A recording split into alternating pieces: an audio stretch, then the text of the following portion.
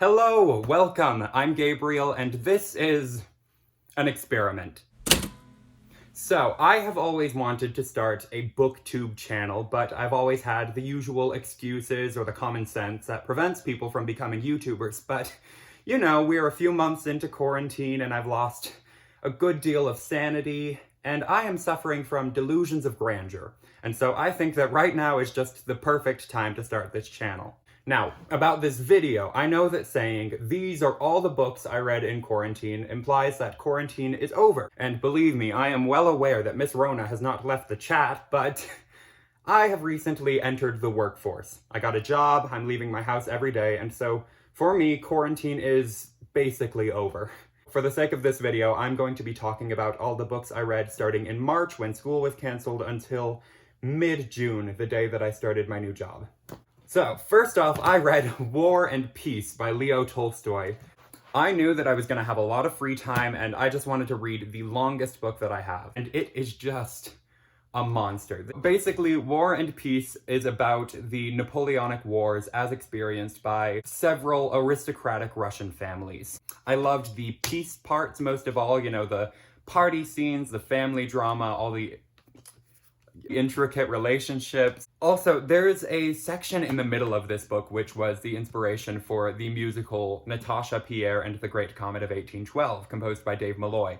And that section is just so cool. Already it's the best part of the book, but because so many of the lyrics from the musical are taken basically straight out of the text from this translation, I could hear the music in my head as I was reading along. And then when you get to the comet part, it's just, you hear like the chorus swell, and I just felt like heaven opened up. It's fantastic.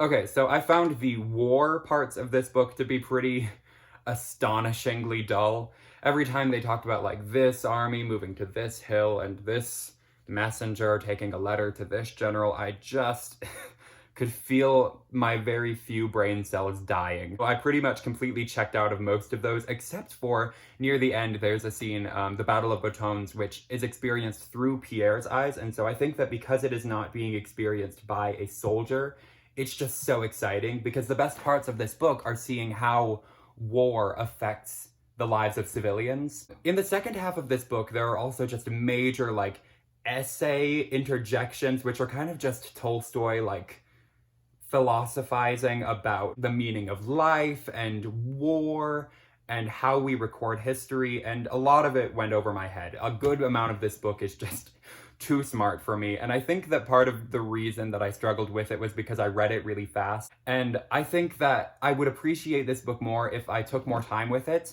And you know, I found out that you could read one chapter a day and it would take you basically an entire year, so I think that I'm gonna embark on that journey sometime soon. And I decided not to give this a rating on Goodreads. I don't think that I know it well enough to fairly judge it. All right, next up, I read Bloom by Kevin Panetta and Savanna Ganucheau. This is a graphic novel about a boy who hires his replacement to work at a family bakery, and the two of them develop a friendship which develops into a relationship. I thought that the artwork was pretty and that the relationship was cute. My overall feelings are positive, but I ended up giving it only 3 stars because I felt like the dialogue was kind of cheesy. I know that teen speak is hard to write, but I just didn't buy it. There's also this like weird plot development in the 3rd act, which is meant to like create tension and raise the stakes, but it is just bonkers, and it's resolved way too fast for it to have been worth it, or for it just really threw me off. Also, at the back of this book, there is a recipe for sourdough bread, which I really wanted to make, but at the time that I read this, there was like a national yeast shortage, so I never made it. So maybe I'll make a video where I bake that bread and I listen to the playlist that's also at the back that you're supposed to listen to while you bake the bread. It'll be cute. Next up, I read Be Prepared by Vera Brosgol. This is a graphic memoir about Brosgol's childhood summers at like this Russian immersion summer camp. And it was lovely. I adore her art. It is so simple and cute, and her characters' designs are just so memorable. I thought that the story was really personal and honest and actually really touching. And it was also very Russian, which I didn't expect at all. So like, I kind of went on a Russian deep dive at the beginning of quarantine with like War and Peace, and then this. I gave it 4 stars. It took me by surprise. It was lovely.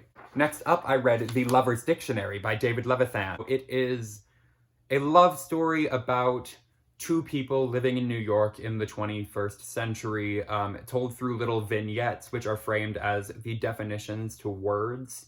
Like you would see love, and then there would be like a little story.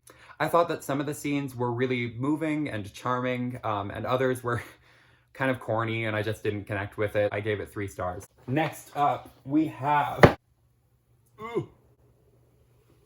The Hunger Games by Suzanne Collins. So this was a reread since I wanted to go through the series before the prequel came out. I trust that y'all don't need a plot summary for The Hunger Games, but this was thrilling. Like, I knew that it was good. It was a huge part of my childhood. I adored it, but like, it's really still very good. I definitely think you should revisit it if you haven't. It is just as exciting as ever, and I think that it holds up against any dystopian classic. Going on with the trilogy, I read Catching Fire. This was also thrilling, and actually a lot of it was pretty surprising for me because Catching Fire and Mockingjay for me are a bit of a blur from the first time that I read them. I liked all the world building. I thought that all the glimpses of life in the capital that we saw were really cool. I do think that the time in the arena kind of suffers because of how much time is spent in the capital, so I honestly wouldn't complain if this book was longer. But really, if my biggest complaint is that I want more of what's already there, I don't think that's a bad thing. I gave it 4 stars. Oh my god, I didn't even tell you. I gave The Hunger Games 5 stars. It's amazing. And then finally, we have Mockingjay by Suzanne Collins. I remember not liking this. I remember finishing it way back in the day and just thinking it was a waste of time. So I'm surprised. I really liked this. I think that I originally didn't like the way that Katniss changes in this book, but now I see how Suzanne Collins depicts Katniss's PTSD, and it is so smart, and it's just good writing, good character development.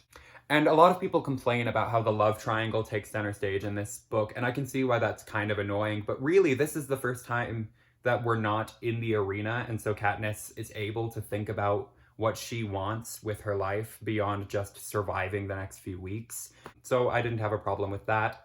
Again, my biggest complaint with this book is that it is so short. I really wish that it was like twice this length because there's so much interesting stuff going on, but we're trying to pack it into like the same size as the other 2 books. And I think that there is enough going on here to flesh it out way further, and I would love every page of it.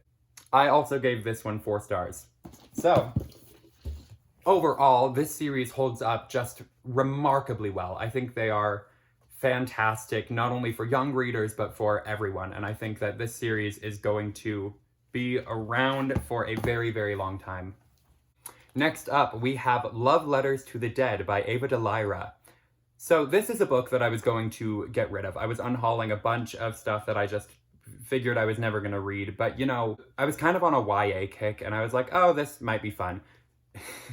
So, Love Letters to the Dead tells the story of a 15-year-old girl experiencing her first year of high school the year after her sister died in a tragic accident. And the story is framed as letters that she is writing to famous people who have died. Right off the bat, I just want to say, I don't think that I am really the target demographic for this book anymore, and I really think I would have appreciated it more if I'd read it when I was younger. Yeah, just the characters and the relationships felt very juvenile, and that's not a bad thing, that's just a audience thing. Also, this book feels very familiar. So, like, plagiarism is a very, very strong word, but this book does bear some striking resemblances to another young adult novel about a freshman in high school going through the year with an absent older sibling figure, also framed as letters to an imaginary friend. But also, I watched an interview with Delaira, and apparently she was working as Stephen Chbosky's personal assistant at the time that he was adapting The Perks of Being a Wallflower into a movie. So Chbosky was the first person who ever told her that she should write a novel, and she said that she went home that night and started writing this book. And so I just think it's really funny that Stephen Chbosky told her, you should write a book, and she was like, oh, I'll just rewrite yours. 2 stars. Next up, we have Where She Went by Gayle Forman. This is the sequel to If I Stay, which I read 6 years ago. I bought this at the time and I just never got around to it. The reason I picked it up now is because I remembered that the main character, Mia, goes to Juilliard in this book, and I thought that might be interesting to read about. So it turns out that this book is narrated by her, like, neurotic rock star ex-boyfriend. And most of it is just his, like, rambles about how much he hates fame, and he was just a really unlikable character in a way that wasn't charming or like funny or compelling to read about. Also, I feel like we're supposed to dislike him, but then in order for this book to work as a love story, we kind of need to like him by the end of it in order to root for this romance to succeed, and I just don't think that it really accomplished that. Also, nothing really happens in this book. It's framed kind of similar to the first book, where like nothing's really happening. It's all just like flashbacks. And it worked in the first book because the narrator was in a coma, so she couldn't really do anything. But in this book, they're just walking around the city and they look at a building and they're like, that reminds me of my mom. And it just drags and drags and drags. 2 stars. Okay, next up we have The Secret History by Donna Tartt. This book is about Richard Paypen, a boy who is attending a small liberal arts college in rural Vermont, who is granted admission into this elite classics class, and he and his peers in this class commit a murder. And I loved this book. I flew through it so fast. It just took over my life the whole time that I was reading it. I think that this book is just the perfect combination of an interesting plot, great characters, and good writing, which I really need it. It's fabulous. My absolute favorite thing about this book, though, is its corruption of the found family trope. You know, Richard is this character who so desperately needs a place to belong, and this book makes you think that he has found that, and then it just slowly twists and builds up until finally it all explodes, and oh, it's brilliant. My only problem with this book is the epilogue, really, and that's just a me thing because I hate epilogues. I hate when we get to the end of a book and the author's like, here's a bulleted list of everything that happened to the characters you don't care about. Here's what happens to everything else, and it's just really... It's really final in a way that I don't like, because with this epilogue, it feels like the events of the book are fully resolved and fully over. And that shouldn't be the case, because all the tension of the book kind of relies on the fact that, like, these people are never going to get over the things that they've done. Like, they're never going to recover from the horrible acts that they have committed. I have to say, the epilogue only upsets me so much because I loved the rest of the book so much. I not only gave this book 5 stars, but I now consider it to be my favorite book of all time. It's brilliant. I want to reread it immediately. Next up, we have Turtles All the Way Down by John Green. So this book is about Aza, who is a 17-year-old girl with OCD living in Indianapolis. And she teams up with her best friend to solve the disappearance of her rich neighbor. I bought this book when it was still new, and I never finished it. And I was really pleasantly surprised with this one.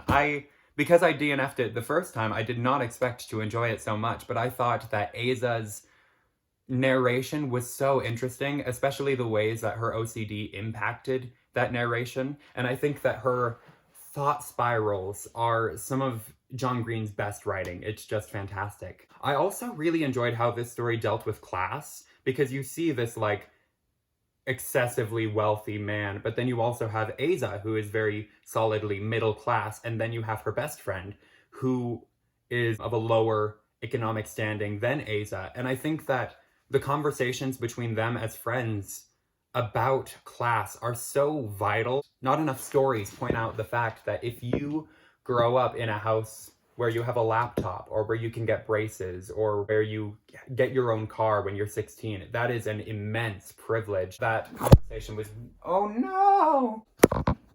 Hey. But yeah, I think that that's a really valuable conversation to be had. I did not care for the romance in this book. I just did not like it because it felt so predetermined. Aza and this boy never get the moment to, like, realize that they like each other because everybody around them just decides for them. And they show up and everybody's just like, oh my god, they're in love. And they're like, I guess we are. And so at the end of the book, when Asa tries to frame the relationship as like this passionate, dramatic first love, I just don't buy it. I did think the ending was strange. There's this sort of like pseudo-epilogue which like launches the reader into the future, which it's strange because this book is so firmly rooted in like our present day. So to have like a paragraph set 20 years from now, this book doesn't give me any concept of what that world looks like, and it just makes me really I just felt a disconnect from it. I gave this book 3 stars. It didn't leave a huge impact on me, but I think that it holds up well alongside John Green's other books, and I've decided not to get rid of my copy. I'm gonna keep it. Okay, hi. We are just going to pretend that it is the same day. So next, I read The Bell Jar by Sylvia Plath. This was a reread for me because I have always considered it to be one of my favorites, even though I kind of remembered like nothing about it. This feminist classic is a character study of Esther Greenwood, a woman whose rapidly declining mental state completely upheaves her life, which up until this point has been predetermined for her. Esther is pessimistic and often rude, but also really funny and clever. I found her blunt honesty to be really refreshing, and honestly, I found her kind of relatable. I adored the writing. It is so effortless and straightforward, and yet when it wants to, it's so gorgeous and florid. Esther's narration is also fascinating because no matter how bleak her outlook on life gets, she always makes just perfect sense. She makes everything that she does sound like the most rational and reasonable thing to do. I also love the ending. I love a good, ambiguous ending. Resolve the plot, but leave me wondering what happens next. This book is not flawless, though. The plot does meander in the first third, and it also suffers from some unfortunate, outdated terminology and racial stereotypes of the era. So I did end up giving it 4 stars instead of 5. Next up, we have 1984 by George Orwell. This is the blueprint for every dystopian novel which has come out since its publication. So, first of all, it's brilliant, but second of all, this is the scariest book I have ever read. It is horrifyingly plausible. It also has the most vivid depictions of violence and torture that I have ever read. The writing is also very smart because it feels dry almost, but that's just a reflection of the society that George Orwell has created. The book suffers from that because since the writing feels so dry and disconnected, it's hard to form strong relationships or connections with the characters.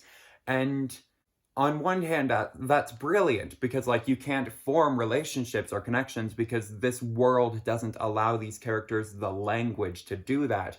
But it also hurts the book because you kind of need to care for these characters, especially for the romance, because a lot of the tension of the third act relies on that. So while it's a very smart writing choice, it does affect my reading experience.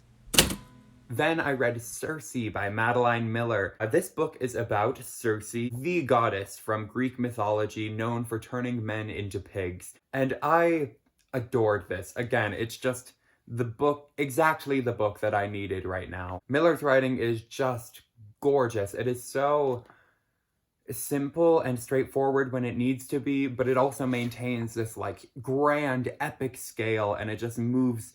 You'll just be reading a scene and it's going and going, and then she'll just hit you with this gorgeous lyrical line, and it just floored me. Miller did an excellent job creating this as a companion to the Odyssey as well, because she clearly has a very deep understanding of these original myths, but also she was able to invent new stories with these characters that feel not only as real as all the original stories, but they shine in their own right. They are beautiful. I love books that use Greek mythology because it is this entire world that is already established and none of it exists in isolation, and you can just dig and dig and always find something new. And so I am so glad that Madeline Miller decided to scratch beneath the surface of Circe because she has never been given justice as a character until now. I gave this book 5 stars. It is not perfect. There are some pacing issues, especially in the middle, but my love for this book outweighs any criticism that I have. It's just, I'm so glad that I found it. So next, I read A Ballad of Songbirds and Snakes by Suzanne Collins. This is the prequel of The Hunger Games. It's finally here. I bought it the day that it came out, and I started reading it later that week. And I did not like this at all. So I don't have a lot of coherent thoughts. It's just kind of like a bulleted list of things I didn't like. Right off the bat, the reaping scene is just so awkward and strange. So clearly, Suzanne Collins wanted to create a reaping scene which was as iconic as Katniss is, but also take it further, because this whole book is about how the Hunger Games were less polished and kind of like wilder.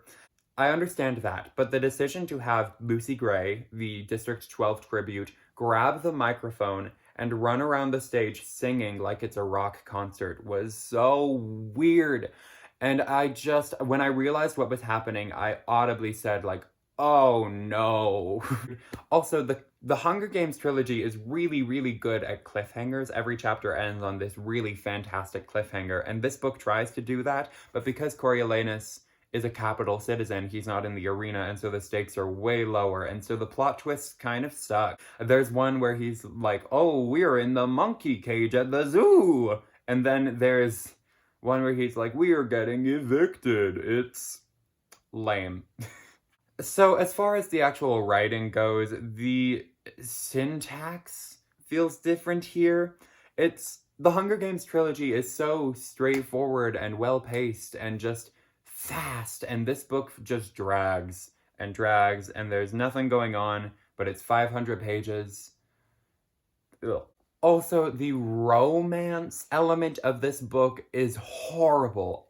So Coriolanus is like a very intentionally dislikable character, and so I really disliked his love interest simply because of her lack of self-awareness, and I kept hoping that she would be like outsmarting him or like tricking him into loving her in order to like help herself, but that's not the case. She's just in love with him for whatever reason.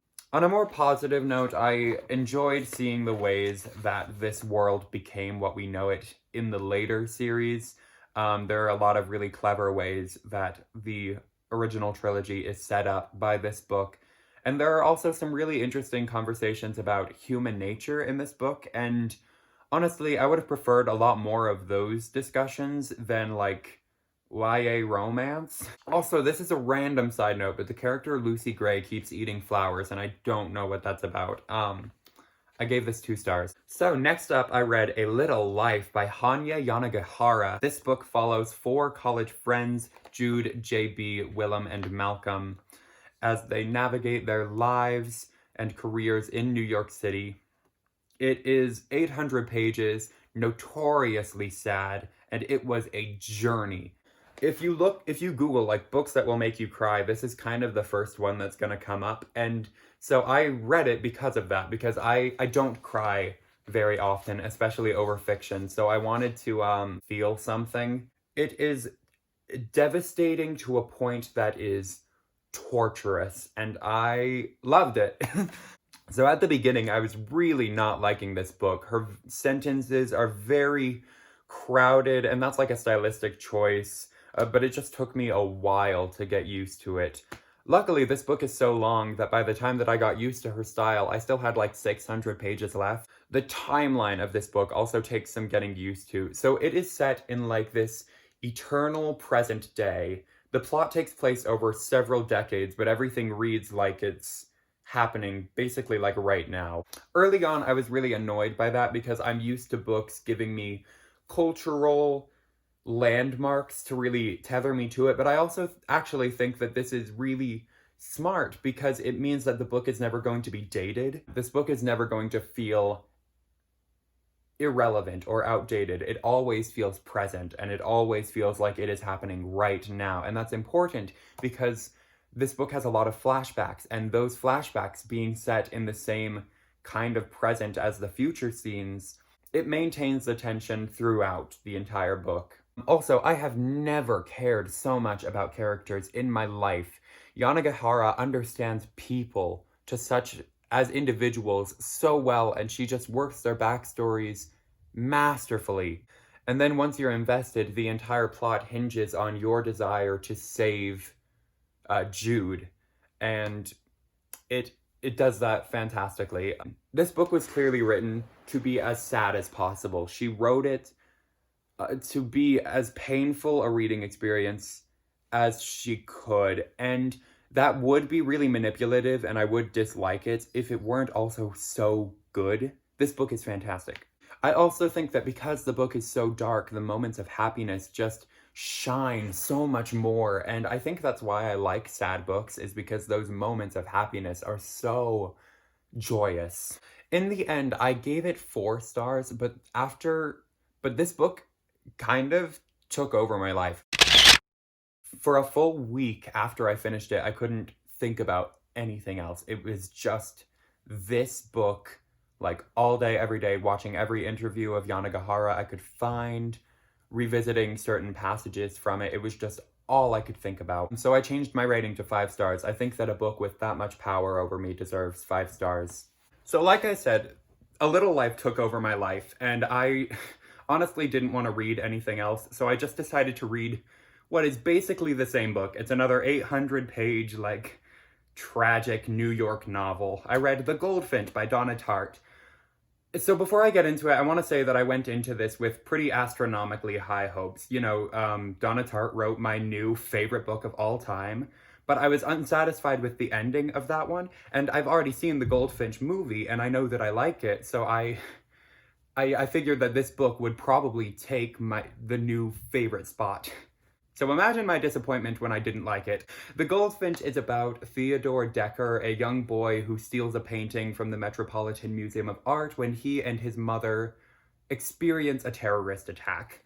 First of all, I think having seen the movie did a real disservice to this book, because a lot of the plot, I think a lot of the appeal comes from the plot twists, and I saw everything coming, so like nothing surprised me. I also think that Donna Tartt has a very strong authorial voice, which is on full display in The Secret History. That book, start to finish, is her style.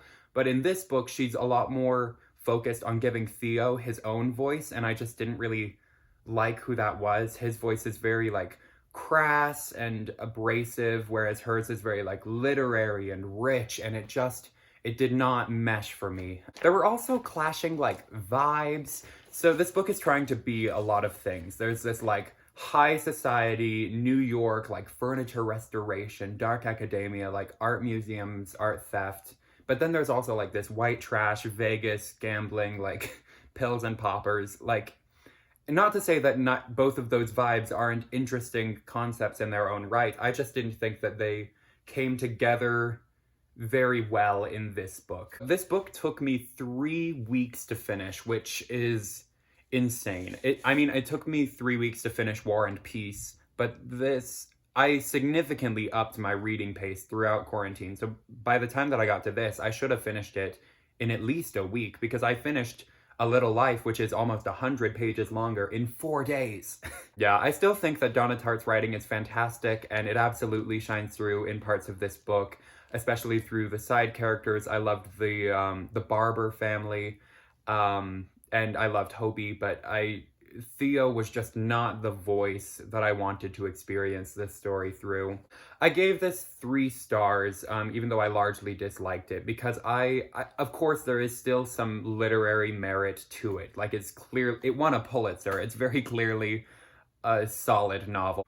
Also, I actually really liked the ending. This has a fantastic epilogue. It wraps everything up, like, so well, and it's actually really touching and like poignant, and it was just such a good ending that it almost made the rest of the book worth it. Almost. And then finally, I read A Mercy by Toni Morrison. So A Mercy tells the story of Florence, a young black girl enslaved by a man named Jacob Vark. And when Vark's wife gets smallpox, Florence is sent on a mission to find the blacksmith and healer who could save her life. This book is actually set in the 1680s, and on this plantation there is an enslaved Native American woman, as well as 2 white indentured servants. And this book is so interesting because Toni Morrison wanted to go back to a point in American history in which slavery wasn't synonymous with race. And she wanted to identify the moment that slavery and blackness became intertwined in this country. And it is astonishing. This is the 3rd book of Toni Morrison's that I have read, and I feel comfortable saying that I think she is going to become my favorite author of all time. I'm starting to get a better grasp of her style as well. Her books are difficult. She likes to throw you into the action, and you don't really understand what's going on until you are so thoroughly wrapped up in the story that you can't escape until the end. And this book especially is just so brilliant because of how it's structured. It just builds and builds and builds, and you don't get the full picture until the end, and it is just this gorgeous tapestry. It's fantastic. I'm going to read a passage from it just because I don't think that you can describe her writing, you just need to experience it firsthand. This passage is a story told by Lena, the enslaved Native American woman, to Florence. One day, ran the story, an eagle laid her eggs in a nest far above and far beyond the snakes and paws that hunted them. Her eyes are midnight black and shiny as she watches over them. At the tremble of a leaf, the scent of any other life, her frown deepens, her head jerks, and her feathers quietly lift. Her talons are sharpened on rock.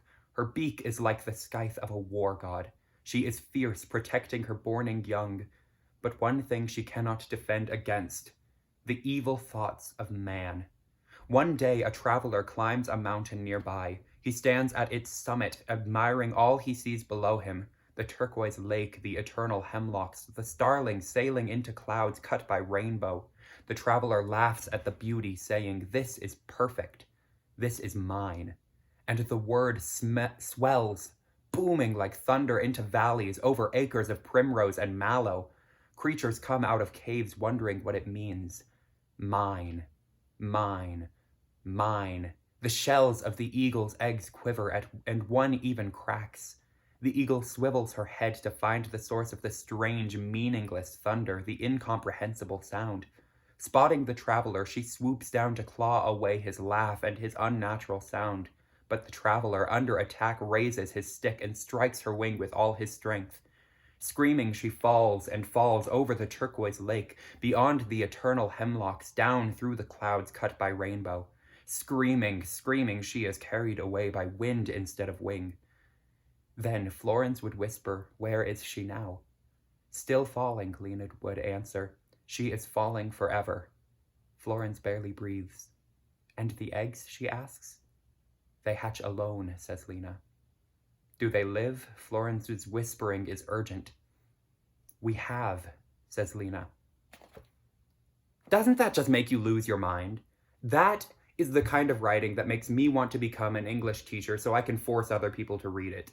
I do not think that you can understand the full potential of the written word until you have read Toni Morrison. She just gets it. This book gets 5 stars. It is incredible. Okay, so to wrap this all up, over quarantine I read 18 books.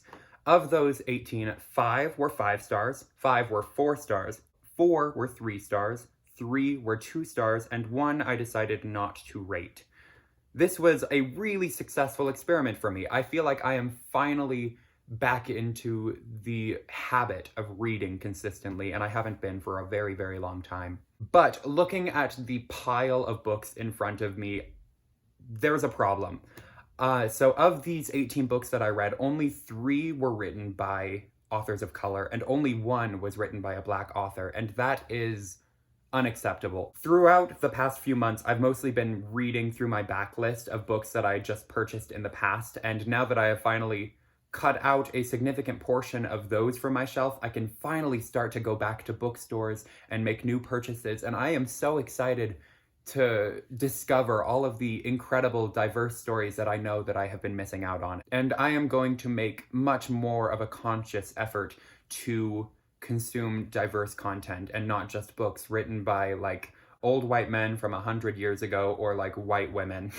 Really, I'm starting this channel because I realized I'm never going to be in an English class again. So if I want a space to talk about the books that I read and to really unpack them, I need to create that for myself. And so I am hoping that I'm able to keep this channel running consistently. This video really was just like a test run because I'm not in a good position to be starting a channel right now because I, one, have this full-time job, but also I am moving at the end of the summer across the country. So most of my books are in boxes right now. But I am excited to get this channel just started because if I wait until my life is in order, it'll be too late. So yes, if this video wasn't a complete disaster, go ahead and hit subscribe. It's only going to get better from here. Goodbye until next time, whenever that is.